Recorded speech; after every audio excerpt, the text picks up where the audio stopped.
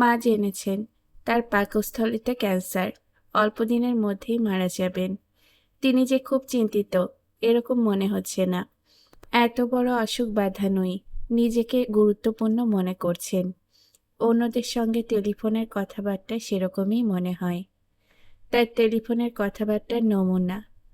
রনি, আমার খবর শুনেছিস? কি আশ্চর্য, কেউ বলে নাই আমার ক্যান্সার হয়েছে। চিকিৎসা চলছে, বাঁচবো না মনে হয়। কথায় আছে না, ক্যান্সার তো নো অ্যান্সার। ক্যান্সারের কারণে বিদেশ যাচ্ছি। টগরের বাবা বলেছে আমাকে ব্যাংককে নিয়ে যাবে, 2 ছেলেকেও সঙ্গে নিয়ে যাবে। হাসপাতালে ভর্তি হওয়ার আগে দল বেঁধে বেড়াতে যাব। সেখানে পাতায়া নামে একটা জায়গা আছে, খুব সুন্দর। এমন অনেক আত্মীয় বাসায় আসছেন যাদের আগে কখনো দেখা যায়নি। খালি হাতে কেউ আসছেন না। ডাব, পেঁপে, হরলিক্সের কৌটো জড়ো হচ্ছে। মা প্রতিটি আইটেমের হিসাব রাখছেন। উদাহরণ, মঞ্জু, ডাব 4টা ছিল, আরেকটা গেল কই? মা আনন্দিত, তবে বাবা বিধ্বস্ত। বিদেশ যাত্রার খরচ তুলতে পারছেন না। গাড়ি বিক্রি করতে চেয়েছিলেন, সেটা সম্ভব হলো না। দেখা গেল গাড়ির কাগজপত্র পদ্মের মায়ের নামে। বাবা অবাক হয়ে ভাইয়াকে বললেন, তুমি গাড়ির কাগজপত্র ওই মহিলার নামে করিয়ে দিয়েছ? ভাইয়া বলল, না, এটা উনি নিজেই করেছেন। বাড়ির নকল কাগজপত্র তৈরি করে পদ দেখিয়ে দিয়েছি, এতেই কাজ হয়েছে। উনি নিজেই এখন পদ বানিয়ে এগোচ্ছেন। মহিয়সী মহিলা। কি মহিলা বললেই? মহিয়সী মহিলা। পলিটিক্সে ভালো ক্যারিয়ার করতে পারবেন। প্রথমে মহিলা কমিশনার, তারপর পৌরসভা চেয়ারম্যান, সেখান থেকে এমপি। এমপি হওয়া মাত্র তোমার এই গাড়ি বাতিল, নতুন শুল্কমুক্ত গাড়ি। বাবা বললেন, খামাখা কথা বলছো কেন, চুপ করো। ভাইয়া চুপ করলেন। বাবা গেলেন পদ্মের মায়ের কাছে। তিনি আগে পদ্মর মাকে নিজের ঘরে ডেকে পাঠাতেন, এখন ডাকলে আসেন না বলে নিজেই যান। তাদের ঘরের দরজার পাশে দাঁড়িয়ে খুক খুক করে কাশেন। দেখে মায়া লাগে। বেশ অনেকবার কাশাকাশির পরে পদ্মর মা বের হয়ে এলেন। বিরক্ত গলায় বললেন, কিছু বলবেন? গাড়ির বিষয়ে একটা কথা ছিল। কি কথা? গাড়ির আপনি নতুন করে কাগজপত্র করিয়েছেন, এখন গাড়িও আপনার নামে। পদ্মর মা বললেন, এটাই তো হবে। বাড়ি ভাড়া হিসেবে মাসে 20,000 টাকা করে গাড়ির দামের সঙ্গে কাটা হচ্ছে। মাসে 20,000 টাকা দিতে বলেছিলাম, 1 পয়সাও কি দিয়েছেন? নিজের বাড়িতে থাকবো আর বাড়ি ভাড়া দেব। পদ্মর মা বললেন, পুরনো কথা তুলবেন না, পুরনো কথা শোনার সময় আমার নাই। বাবা প্রায় কাঁদো কাঁদো গলায় বললেন, আমি কত বড় বিপদে আছি আপনি তো জানেন। পদ্মর মা বললেন, আপনি এখন বিপদে পড়েছেন। আমি পদ্মর বাবার মৃত্যুর পর থেকেই বিপদে আছি। আমাকে আপনি বিপদের কথা শোনাবেন না, মায়ের কাছে মাসির গল্প করবেন না। বাবা বললেন, আপনার বিপদে আমি সাধ্যমতো সাহায্যের চেষ্টা করেছি, মাঝে মধ্যে টাকা পয়সা পাঠিয়েছি, আপনাকে আশ্রয় দিয়েছি। পদ্মর মা বললেন, ভাই সাহেব, উল্টা কথা বলবেন না। আশ্রয় আপনি দেন নাই, আশ্রয় আমি আপনাদেরকে দিয়েছি। আমার জমিতে তোলা বাড়িতে থাকতে দিয়েছি। আপনার সঙ্গে এই নিয়ে আর বহাস করতে পারবো না। মাথায় যন্ত্রণা হচ্ছে, মনে হয় জ্বর আসবে। হতাশ বাবা ডিকশনারি হাতে কলতলায় বসে রইলেন। আমাদের সবার 3 মাসের ভিসা হয়েছে। মা ক্যান্সারের ব্যথা ভুলে আনন্দে ঝলমল করছেন। বাবাকে ডেকে বললেন, আমার একটা কথা তোমাকে রাখতেই হবে। না করতে পারবে না। ক্যান্সার হয়েছে, মারা যাব, এটা তো জানোই। ধরে নাও একজন মৃত মানুষের কথা। বাবা বললেন, বলো কি কথা? রাখবে তো? রাখবো। মা বললেন, টগর আর মঞ্জু প্রথমবারের মতো বিদেশে যাচ্ছে। ওদের স্যুট কিনে দিতে হবে। ওরা স্যুটটাই পরে যাবে, স্যুটটাই নতুন জুতা। বাবা বললেন, এসব তুমি কি বলছো? মা বললেন, তুমিও নতুন স্যুট কিনবে, লাল রঙের টাই। মা কিশোরী মেয়েদের মতো আহ্লাদি হাসি হাসতে লাগলেন। বাবা বললেন, তুমি আমার অবস্থা বুঝতে পারছো না। মাত্র ৮০,০০০ টাকা জোগাড় হয়েছে। এই টাকায় যাওয়া আসার টিকিট হবে, তোমার চিকিৎসা হবে না। মা বললেন, আমার চিকিৎসার দরকার নেই, যাওয়া আসা হলেই হবে। তবে ৩ জনেরই নতুন স্যুট লাগবে। গ্রামের বসতবাড়ি বিক্রি করার জন্য বাবা চলে গেলেন। আমাকে সঙ্গে নিতে চেয়েছিলেন। আমি নানান অজুহাত দেখিয়ে কাট মারলাম। চাকরিতে জয়েন করব, শুরুতেই অ্যাবসেন্ট করা যাবে না। কথাটা মিথ্যা নয়। সোমবার আমার জয়েন করার কথা। শকুন শুমারি সামনের মাসের ১ তারিখ থেকে শুরু হবে। বাবার বসতবাড়ির কথা এই ফাঁকে বলে নেই। বসতবাড়িটা বেশ সুন্দর। বেশিরভাগ দরজা জানালা ভেঙে পড়ে গেলেও দক্ষিণমুখী একতলা পাকা বাড়ি। বাড়ির পেছনে পুকুর, পুকুরে বাঁধানো ঘাট আছে। ঘাট এখনো নষ্ট হয়নি। বর্ষায় পুকুর ভর্তি পদ্ম ফুল ফোটে। দুপুর ১২টায় সব ফুল একসঙ্গে বুজে যায়। অদ্ভুত সুন্দর দৃশ্য। পুকুরের চারপাশে আম কাঁঠালের বাগান ছিল, এখন হয়েছে আম কাঁঠালের জঙ্গল। এই সুন্দর জায়গাটা অন্যের হাতে চলে যাবে, ভাবতেই খারাপ লাগছে। উপায় কি? বাবার অনুপস্থিতি আমাদের জীবনযাত্রায় তেমন প্রভাব ফেলল না। যখন ব্যথা থাকে না, তখন মা আগের মতোই ডিভিডি প্লেয়ারে হিন্দি ছবি দেখেন। পাড়ায় নতুন একটা ডিভিডির দোকান হয়েছে, নাম ডিভিডি হোম সার্ভিস। এরা বাড়ি বাড়ি ডিভিডি সাপ্লাই করে এবং নিয়ে যায়। ভাড়া দৈনিক ২০ টাকা। মা তাদের সক্রিয় সদস্য। ভাইয়া আগের মতোই শুয়ে শুয়ে বই পড়ে সময় কাটাচ্ছে। গৃহত্যাগের কথাবার্তা তার মুখ থেকে শোনা যাচ্ছে না। মায়ের অসুখের কারণে গৃহত্যাগ সাময়িক স্থগিত কিনা তাও বুঝতে পারছি না। ভাইয়া গোঁফদাড়ি কামানো সাময়িক বন্ধ রেখেছে। এখন তার মুখ ভর্তি দাড়ি, তাকে অন্যরকম দেখাচ্ছে। চেহারায় ঋষি ভাব আসি আসি করছে। বাবার গাড়িটা মনে হয় শেষটাই ঠিকঠাক হয়েছে। ড্রাইভার ইসমাইল রোজই গাড়ি নিয়ে বের হয়ে যাচ্ছে। পেছনের সিটে সেজেগুজে পদ্ম এবং তার মা বসে থাকেন। নিয়মিত গাড়িতে চলার কারণেই কিনা কে জানে ভদ্রমহিলার চেহারা উজ্জ্বল হয়েছে। আগে তিনি ঠোঁটে লিপস্টিক দিতেন না, এখন দিচ্ছেন। পদ্ম ভালো আছে, সুখে এবং আনন্দে আছে। সে নতুন একটা খেলা শিখেছে। খেলার নাম সুডুকু। জাপানি কি একটা অঙ্কের হিসাবের খেলা। সে আমাকে বোঝাতে চেয়েছিল। আমার গবেট মাথায় বিষয়টা ঢোকেনি। পদ্ম হতাশ হয়ে বলেছে, আপনাকে দেখে যতটা বোকা মনে হয়, আপনি তার চেয়েও বেশি বোকা। আমার ভাইয়ার অবস্থাটা কি? পদ্ম বলল, তার চেহারায় গবেট গবেট ভাব আছে, তবে তিনি বুদ্ধিমান। আমি বললাম, ভাইয়া বুদ্ধিমান কি করে বুঝলে? তার সঙ্গে তো তোমার কথা হয় না। পদ্ম বলল, কে বোকা আর কে বুদ্ধিমান তা জানার জন্য কথা বলতে হয় না, চোখ দেখেই বোঝা যায়।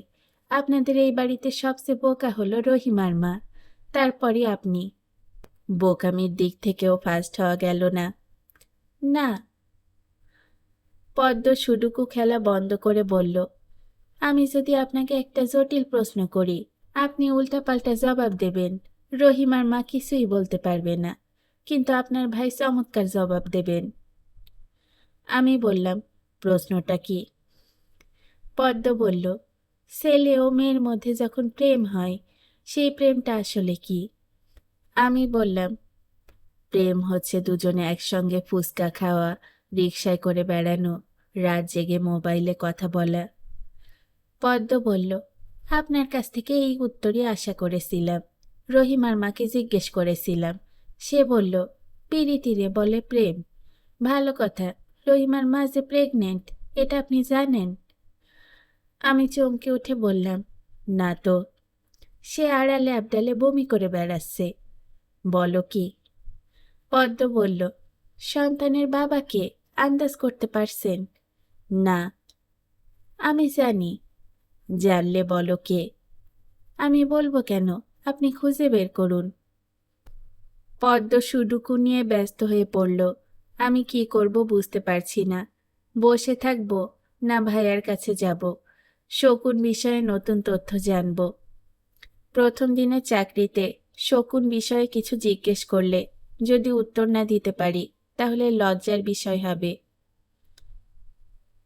পদ্ম মনে হয় সুডুকু ঝামেলা শেষ করেছে। সে আমার দিকে তাকিয়ে মিষ্টি করে হাসল। আমি ছোট্ট নিঃশ্বাস ফেলে বললাম, কাহারু হাসি ছুরির মতো কাটে, কাহারু হাসি অশ্রু জলের মতো। পদ্মর হাসি ছুরির মতো কাটে। পদ্ম বলল, প্রেম বিষয়ে আমার কাছ থেকে জানতে চান? আমার ব্যাখ্যা বলো। পদ্ম গভীর মুখে বলল, প্রেম হলো এক ধরনের আবেগ যা লুকানো থাকে। প্রেমিককে দেখে প্রেমিকার সেই আবেগ লুকানোর অবস্থা থেকে বের হয়ে আসে। তখন হার্টবিট বেড়ে যায়, ঘাম হয়, পানির পিপাসা হয়, একসঙ্গে প্রবল আনন্দ এবং প্রবল বেদনা হয়। আনন্দ কারণ প্রেমিক সামনে আসে, বেদনা কারণ কতক্ষণ সে থাকবে কে জানে। আমি বললাম, বা ভালো বলেছ। পদ্ম হাই তুলতে তুলতে বলল, ব্যক্তিগত অভিজ্ঞতা থেকে প্রেমের ডেফিনেশন দিলাম। আপনি আশেপাশে থাকলে আমার মধ্যে এই ব্যাপারগুলো ঘটে। আমি বললাম, ঠাট্টা করছো? পদ্ম বলল, হ্যাঁ, ঠাট্টা যে বুঝতে পারছেন তার জন্য ধন্যবাদ। ভাইয়ার কাছ থেকে শকুন বিষয়ে যা জানলাম তার সারসংক্ষেপ। পৃথিবীতে দুই ধরনের শকুন আছে, পুরনো পৃথিবীর শকুন এবং নতুন পৃথিবীর শকুন। পুরনো পৃথিবীর শকুন পাওয়া যায় আফ্রিকা, এশিয়া এবং ইউরোপে। এই পরিবারে আছে ঈগল আর বাজ পাখি। নতুন পৃথিবীর শকুন থাকে আমেরিকার উষ্ণ অঞ্চলে। এদের পরিবার পুরনো পৃথিবীর পরিবারের সঙ্গে কোনোভাবেই যুক্ত নয়। এদের বক পাখি গোত্রের মনে করা হয়। পুরনো পৃথিবীর শকুনকে বলা হয় ম্যাথর পাখি। এরা গলিত সব দেহ পশু মানুষ খেয়ে পরিষ্কার করে বলেই এদের ম্যাথর পাখি বলা হয়। এদের দৃষ্টিশক্তি ও ঘ্রাণ শক্তি অসাধারণ। আকাশের অনেক উপরে থেকেও গলিত সব দেখতে পায় এবং ঘ্রাণ পায়। শকুন কখনো সুস্থ প্রাণীকে আক্রমণ করে না, তবে আহত প্রাণীকে করে। পৃথিবীর দুটি অঞ্চলে কোনো ধরনের শকুন নেই, অস্ট্রেলিয়া এবং অ্যান্টার্কটিকা। শকুন গবেষণার হেড অফিস মিরপুরে। ছিমছাম তিনতলা বাড়ি। বাড়ির নাম পবন। 1 ও 2 তলায় শকুন গবেষণা কেন্দ্র, 3 তলায় বনলতা সেন রিসার্চ সেন্টার। এই রিসার্চ সেন্টারের কাজ হলো জীবনানন্দ দাশের বনলতা সেনকে খুঁজে বের করা। তবে এটা কোনো এনজিও নয়, ব্যক্তি উদ্যোগে প্রতিষ্ঠিত রিসার্চ সেন্টার। এদের কর্মীরা বনলতা সেনের পরিচয় উদ্ধার করতে প্রাণপণ চেষ্টা করে যাচ্ছেন। আমি শকুন গবেষণা কেন্দ্রের ফিল্ড সুপারভাইজার আব্দুল সোবহান মোল্লা সাহেবের সামনে বসে আছি। বিস্ময়কর ঘটনা হলো, ভদ্রলোকের চেহারায় শকুন ভাব প্রবল। শকুনের মাথায় পালক থাকে না, এর মাথায় একটিও চুল নেই। শকুনের ঠোঁট লম্বা এবং নিচের দিকে বাঁকানো। মোল্লা সাহেবের নাক যথেষ্ট লম্বা এবং নিচের দিকে খানিকটা ঝুঁকে আছে। তার চোখও শকুনের মতোই তীক্ষ্ণ। ভদ্রলোক আমার দিকে ঝুঁকে এসে বললেন, চাকরিতে জয়েন করতে এসেছেন? আমি বললাম, জি। মোটরসাইকেল নিয়ে এসেছেন? আমি থতমত খেয়ে বললাম, মোটরসাইকেল কেন নিয়ে আসব? তাছাড়া মোটরসাইকেল পাবই বা কোথায়? মোল্লা সাহেব তার তীক্ষ্ণ চোখ আরো তীক্ষ্ণ করে বললেন, আপনার অ্যাপয়েন্টমেন্ট লেটারে লেখা আছে ফিল্ড কর্মীরা নিজেদের মোটরসাইকেল নিয়ে আসবেন। মোটরসাইকেলে করে তারা শকুন অনুসন্ধান করবেন। আমি বললাম, স্যার, আমাদের এই এনজিওর কোনো শাখা কি অস্ট্রেলিয়াতে আছে? মোল্লা সাহেব বললেন, আমাদের শাখা সারা পৃথিবী জুড়ে। অস্ট্রেলিয়ার খোঁজ কেন জানতে চাচ্ছেন? আমি বিনয়ী গলায় বললাম, যদি সম্ভব হয় আমাকে অস্ট্রেলিয়ায় ট্রান্সফার করে দিন। অস্ট্রেলিয়ার ফিল্ড অফিসাররা ঘরে বসে বসে কাজ করতে পারবেন। তাদের মোটরসাইকেলের প্রয়োজন পড়বে না, কারণ অস্ট্রেলিয়ায় কোনো শকুন নেই। মোল্লা সাহেব গম্ভীর গলায় বললেন, যদি মোটরসাইকেল জোগাড় করতে পারেন তাহলে আসবেন। এখন বিদায়, অকারণ কথা শোনার সময় আমার নেই। আমি শকুন অফিস থেকে বের হয়ে 3 তলায় বনলতা রিসার্চ সেন্টারে চলে গেলাম। এখানে যদি মোটরসাইকেল ছাড়া চাকরি পাওয়া যায়। বনলতা সেন অফিসটা দর্শনীয়। হালকা নীল রঙের একটা ঘর হিম করে রাখা হয়েছে। একপাশে নীল রঙের শাড়ি পরা এবং মাথায় বেলি ফুলের মালা জড়ানো শ্যামলা এক মেয়ে কম্পিউটার নিয়ে বসে আছে। সব শ্যামলা মেয়ের চেহারায় দুঃখী দুঃখী ভাব থাকে। এই মেয়েটির চেহারায় দুঃখী ভাব প্রবল। তার চোখ বড় বড়, মনে হচ্ছে কাঁদার জন্য সে প্রস্তুত। মেয়েটির ঠিক মাথার ওপরে জীবনানন্দ দাশের ছবি, এর উল্টো দিকে বনলতা সেন কবিতাটি বাঁধানো। আমি দুঃখী চেহারার মেয়েটির দিকে এগিয়ে গেলাম। আমি কিছু বলার আগেই মেয়েটি বলল, এতদিন কোথায় ছিলেন? বনলতা সেনের মতোই ভাষ্য। মনে হয় তাকে এভাবেই অভ্যর্থনা করতে বলে দেওয়া হয়েছে। আমি বললাম, আপনাদের রিসার্চ সেন্টার সম্পর্কে কিছু জানতে এসেছি। আপনাদের কাজ কেমন এগোচ্ছে? মেয়েটি বলল, খুবই ভালো। সবার ধারণা বনলতা সেন থাকতেন রাজশাহীর নাটোরে। কথাটা ভুল। বরিশালের একটা গ্রামের নাম নাটোর। বীরভূমেও নাটোর আছে। বনলতা সেনের জন্য এসব অঞ্চলেও আমরা অনুসন্ধান চালাচ্ছি। কী ধরনের অনুসন্ধান? পুরনো নথিপত্র ঘাটা হচ্ছে, বয়স্ক মানুষের ইন্টারভিউ নেওয়া হচ্ছে, পত্রিকা দেখা হচ্ছে। আমরা আধুনিক প্রযুক্তি অর্থাৎ ইন্টারনেটের সাহায্যও নিচ্ছি। আমি বললাম, আপনাদের কি ফিল্ড ওয়ার্কার লাগবে? অনুসন্ধানের কাজে আমার ব্যাপক অভিজ্ঞতা আছে। এই মুহূর্তে আমি শকুন অনুসন্ধানের কাজে আছি, তবে শকুনের চেয়ে বনলতা সেনের অনুসন্ধান আনন্দময় হওয়ার কথা। মেয়েটি বলল, চা খাবেন? আমি বললাম, অবশ্যই খাবো। আপনার নামটা কি জানা যায়? মেয়েটি বলল, আমার নাম বনলতা। এটা নকল নাম, আসল নাম শ্যামলী। আমার বস বনলতা নাম দিয়েছেন। বসের ধারণা আমার চেহারা বনলতা সেনের মতো। উনি কি বনলতা সেনকে দেখেছেন? না, ওনার কল্পনার বনলতা। আপনার বস কি বিবাহিত? বনলতা হ্যাঁ সূচক মাথা নেড়ে বলল, ওনার 2 ছেলে 2 মেয়ে। বস আমাকে খুব পছন্দ করেন। ওনাকে বললে আপনার চাকরি হয়ে যাবে। আপনি একটা বায়োডাটা দিয়ে যান। বায়োডাটা তো সঙ্গে নিয়ে আসিনি। আপনি মুখে মুখে বলুন, আমি কম্পিউটারে নিয়ে নিচ্ছি। আমি বনলতার সঙ্গে বসে চা খেলাম। দুপুরের লাঞ্চও করলাম। খুবই আশ্চর্যের কথা, বনলতা অফিসের গাড়িতে করে আমাকে বাসায় নামিয়ে দিয়ে গেল। কখনোই কোনো মেয়ের প্রতি আমি বিন্দুমাত্র আগ্রহ দেখাইনি। বনলতা কেন আগ্রহ দেখাচ্ছে তা বুঝতে পারছি না। আমার চেহারার সঙ্গে জীবনানন্দ দাশের চেহারায় কি কোনো মিল আছে? ভালো করে আয়না দেখতে হবে।